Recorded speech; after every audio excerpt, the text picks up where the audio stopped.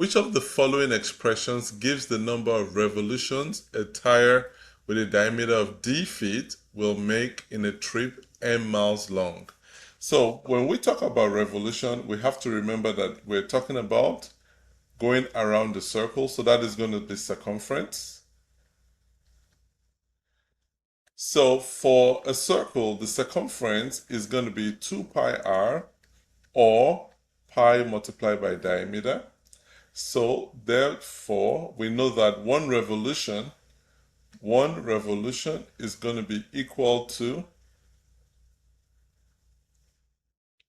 pi multiplied by d.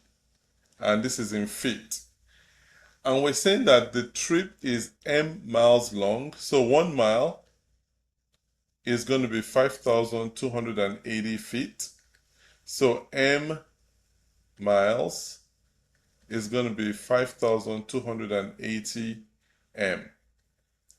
So that is the distance that is going to be traveled. This is one revolution. So for us to get the number of revolutions is going to be number of miles divided by the length of a revolution,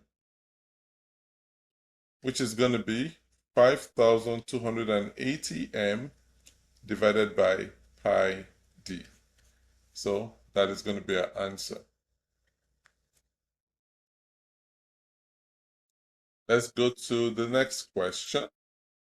Which of the following pairs is the solution for the system? Okay, when we say solution for the system, let's go ahead and just write out our system. X plus 2y equal to 8. Negative 2x plus y equal to 14. So what are we going to do here? We are going to try to see what we can actually just use substitution here. This is going to be a lot easier. I always prefer to use substitution when if the coefficient of one of the terms is 1. So I can come over here and say that based on this equation here, x is going to be 8 minus 2y. So now I'm going to take this value and substitute that into this equation. So it's negative 2, 8 minus 2y plus y equal to 14.